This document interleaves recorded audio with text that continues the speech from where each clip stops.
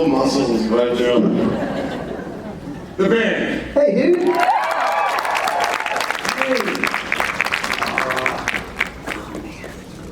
I love these guys. I know you do. I was really not enthusiastic at all.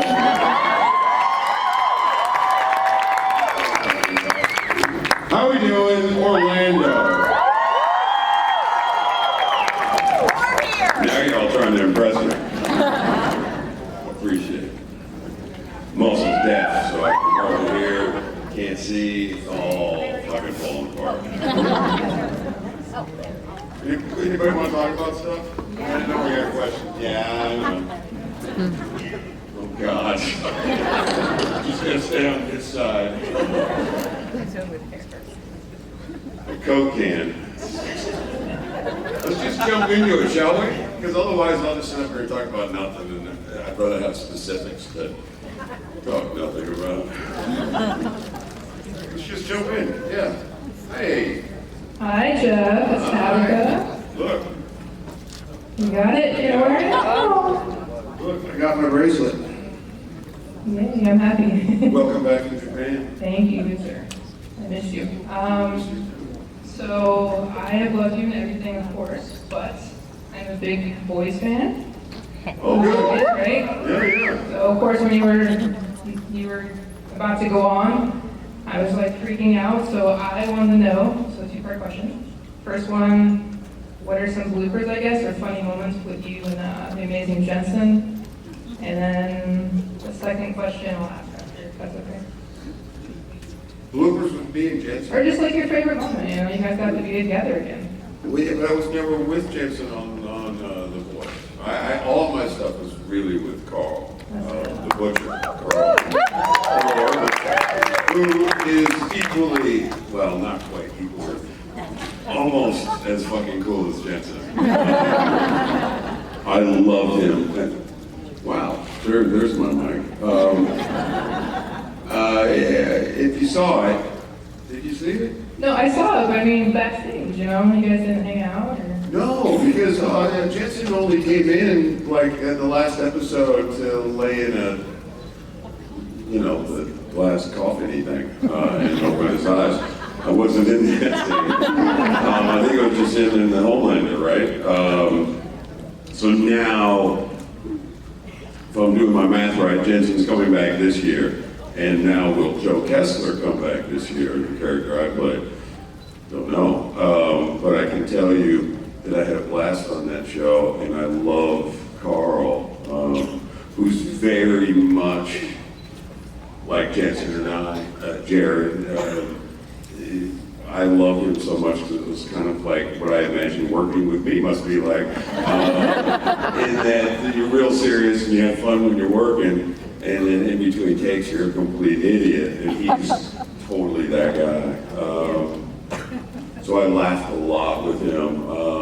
I still talk to him like every Sunday, and I don't know why on Sunday. Just after church, we check in with each other, and he's unbelievable. I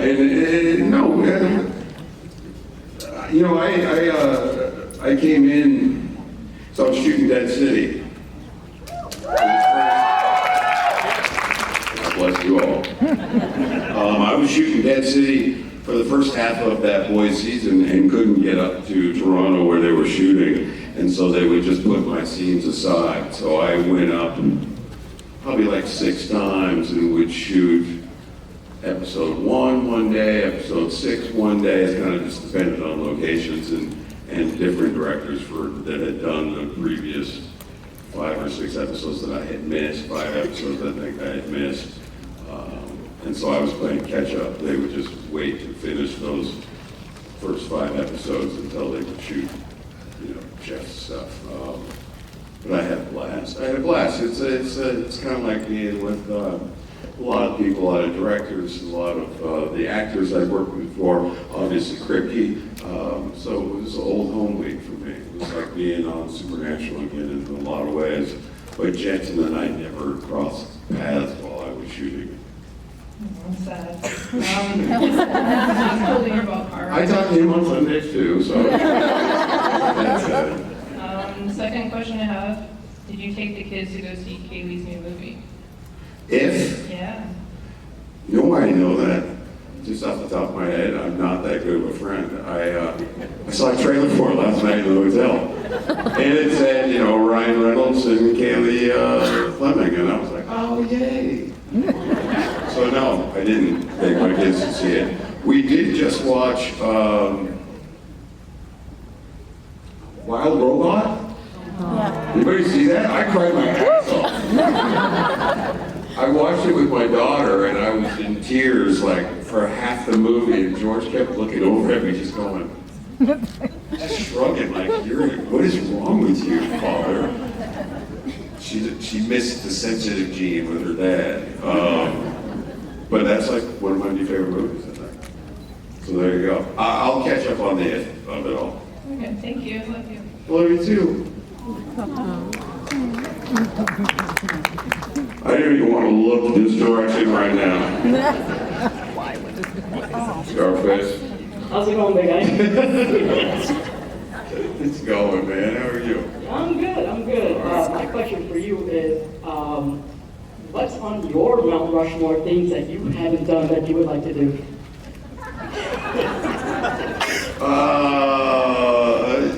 I mean acting? Yeah, in terms of like performance, if there's like something you would like to do that you haven't done yet. Like, what's Like something good. I'd like to do something good.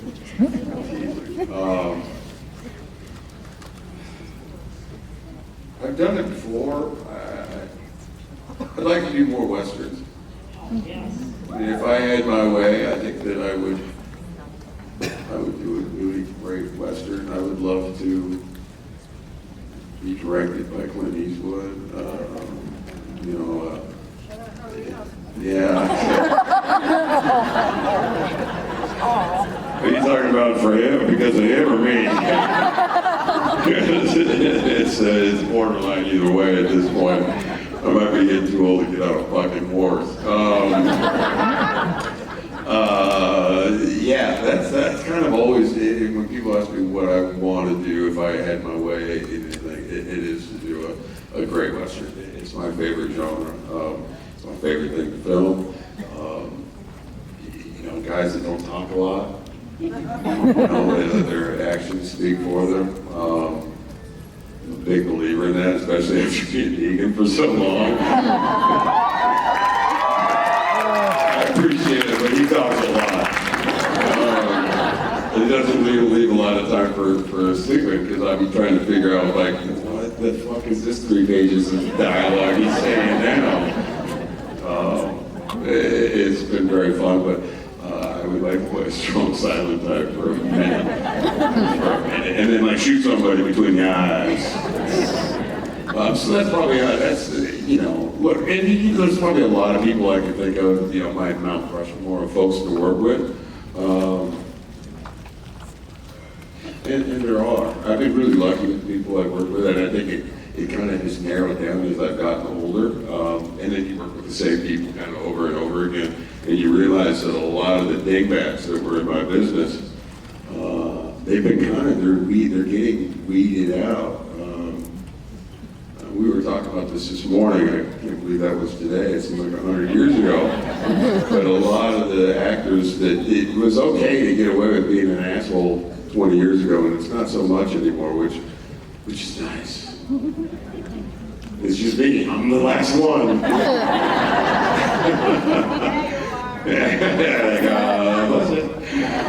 All right, are we cool? Yeah, thank you very much. Love you very much. I love you too.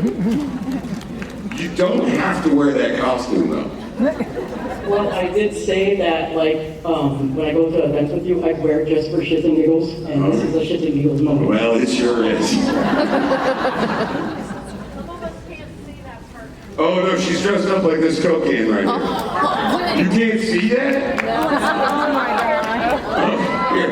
You can't see that now? Oh my God, she's never gonna take that fucking thing off. I've known her for a long time. She's been a great supporter of anything that me and my wife do. So I will give her a lot of guff, but she's a good egg. I still don't think she needs to dress up like a Coke can. I know who she is at this point, but she had some giggles. And she got them. It's all you, girl. Hi, my name is Veronica. Hi. So when I took a picture with you earlier, I told you that your character in The Good Wife, Jason Krause, was my favorite. Yeah, thank you. You're welcome. So you play a lot of versatile characters, so like Negan, John, Jason. Who are you most like as a person? And I think you kind of answered it with like the action versus words. But who are you most like personally, your personality, when it comes to all the characters that you... Wait, who's your guess who I'm most like? I think you're most like Jason Krause, like cool, calm, collected, just like let the actions speak louder than the words. I know I'm gonna take that. But is it real? Cool, calm, and collected. Nope, you're right. I think you're lying to me. I think we probably would get a different answer from who you asked. If you asked my wife, she'd probably say more Danny. I've had her fooled for a really long time. I think here's the cool thing about what I get to do for a living. I think there's a little bit of me in every single character, including Negan. You try to put a bit in there, and that's kind of how you can hopefully make it relatable to the audience in some way, as well as to me. I think the most important, the only way you're going to relate to anything I do is if I can relate to it. And the easiest way that I've figured out in the long, many years of doing this is that if I can find a way to put a little bit of myself, inject some of myself into that character. And really, it started with Danny. That was really the first character where I was able to inject something. A lot of Danny fans here today. I super appreciate it, but man, that was like 20 years ago. Yeah, okay. I like that you said that with a little bit of bitterness. We know. Me too. I signed a picture of Danny today, and I'm like, oh, black hair. It's nice. I remember that. Did I answer that at all? Let's go with Jason Krause, though. Yes, I'll take that. Yeah, he was cool. That makes a lot of sense. He had some black hair, too. He has black hair. Yeah. Thank you. That doesn't seem like it was even that long ago. I guess it was.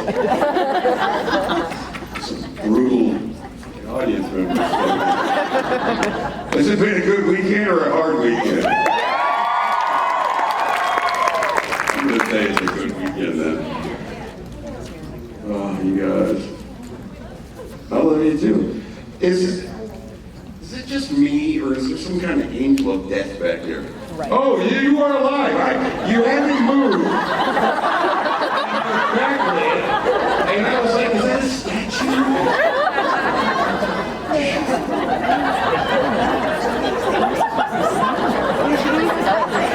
I thought I was going crazy. It was like a Twilight episode, a Twilight Zone episode come to life. The actors start seeing a fucking devil fall over. I was like, I gotta get home, man. Hi. You look cool, but especially backlit. I'm gonna tell you right now. It's awesome. I'm to you now. I'm waiting for the devil. I'm to you. Hi Jeffrey, my name's Sally. Hi, Alan. I was just wondering, so during on The Walking Dead, Negan only liked to make spaghetti, and I was just curious what other dishes Negan could cook up, and is the red sauce really marinara, or what was that?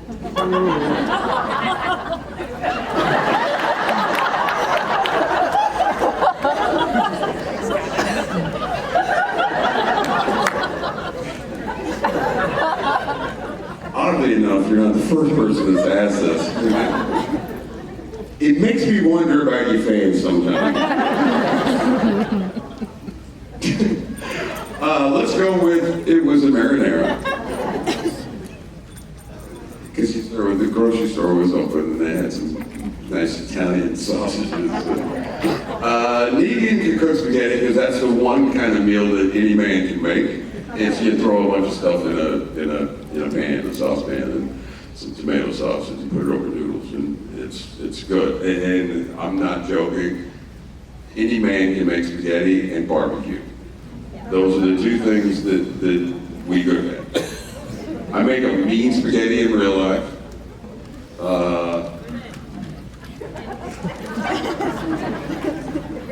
Okay.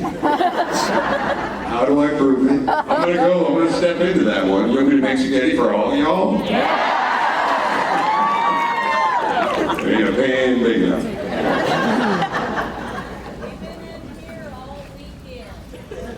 Are you not eating? No. Oh, Jesus. Wait, really? We don't feed y'all? No. And when I say we, that's the great we, as in not me.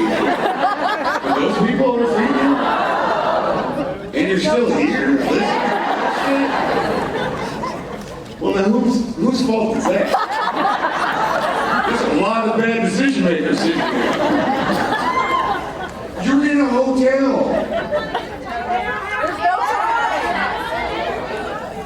Do you want me to call room service?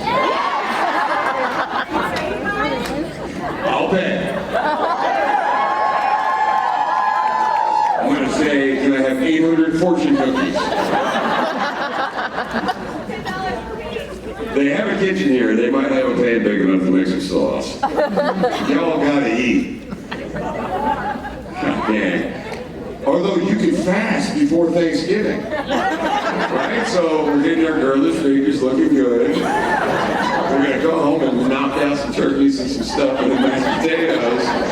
All is right.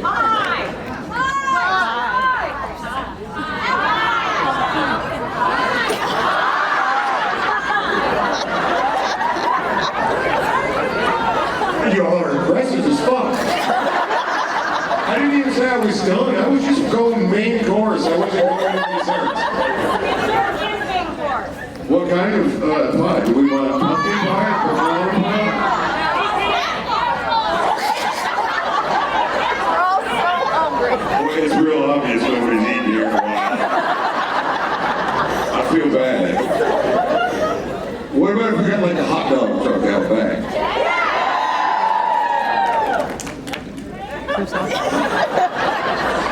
I tell you what, I'll pay for the hot dog truck from, and then I'll have them charge you like $20 a hot dog. I'll take a percentage of that. I'll make my money back, then some, but y'all be satiated. I'm gonna go with the Thanksgiving, pre-Thanksgiving diet with the pot. I got yelled at by 1,000 people because I didn't say fucking pot. Seriously, you gotta eat. What's after me? Is it Jensen and the other guy? Jensen and Jared? You know what they're doing right now? They're in the back eating. So you should take that out on them. Did I answer any kind of question? You forgot what other dishes Negan would make. Oh, fucking A. Well, I made pie. Take it over right now. Spaghetti and pie. There's nothing that Negan couldn't cook. I think he could cook. He's stirs the zeal. That's right, doesn't clean the seal either. There's an eyeball in there. Well, y'all asked for it. And by the way, you eat it and thank me. Right there, y'all would. Oh, give me that eyeball. Sorry, Glenn, I was mad, but now I get it. Well, you fucking deserve it. That's the other thing. Real quick, can I touch on this? When are we going to get over the Glenn thing? Because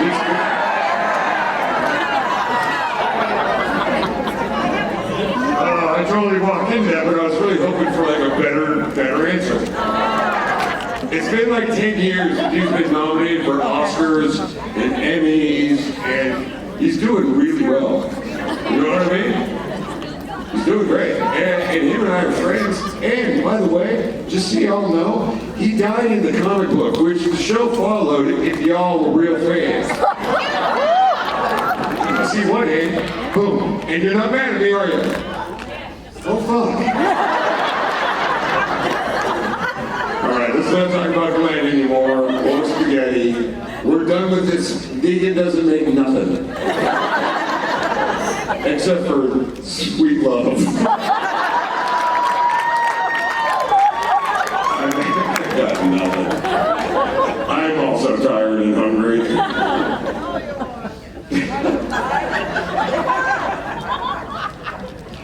In every audience, there's one like really dirty person that will out-dirty me every fucking time. Yeah. I know, I hear you. How's it going, Jeff? It's going. You can see it's going. Yeah, it's sparkly good right now. So I'm telling this is my daughter Maddie. I brought her here for her 18th birthday. Happy birthday, Maddie. I love you too, Maddie. Happy birthday. Her favorite people are Jensen, you, and Clutterbuck. So I had to take this opportunity. I love Clutterbuck. So that's what she likes to call him anyway. Can I just say, like, Clutterbuck is Andy Lincoln, for if you don't know, right? And I just sent him an email like 2 days ago, and the subject line was Clutterbuck, and he wrote me back, Morgan's ass or something like the next day. But yeah, I'm listening. I just was trying to fill in the audience again, say who the Butterbuck was, but of course they know, because they know everything. So my question was for you on this transition from The Walking Dead to Dark City, or Dead City. It can be dark. I guess so what was it like in terms of the production and the writing, and it sort of did it reinvigorate some of the love that you may have felt early on, and now you're transitioning and sticking with it, and was it new and refreshed, and how did you feel about that? I gotta tell you, man, I miss Clutterbucks and I miss me some Norman. There's something about that original show that I'd love to recapture. I think it's impossible without having the cast. I think what's cool about it is just getting to continue to tell the story with about some characters that I love. You know, I'll just only talk from my point of view. I won't speak for LC, but like I love Negan, and I love that after playing him for a million years, that I'm still getting to find a different layer to him. First 2 years, what we saw him come out of the trailer, he never deviated from that. And then over the years, slowly, we kind of introduced new ideas of who Negan may or may not be. And I think that's why I'm still playing him. I wouldn't continue to play a character if I didn't think I was getting to try something new every year. And I think I've been lucky enough to do that. Never want Negan to be like this good guy, because he's not, and he never will be. And I think people will misunderstand that. Obviously, you know, I don't care if you like him or not. Matter of fact, Negan's not a bad thing, because that way at least you're feeling something. You can like Jeff, okay, but you can hate Negan, and I get that, and that's part of the joy of playing a character like that. Like when people flip me off, and when I'm walking down the road saying, you know, suck me, Negan, I get it. Doing my job, that's my job. You know, and then you play Danny, and people like cry when they see you. So, and then John, they do a little bit of both, you know.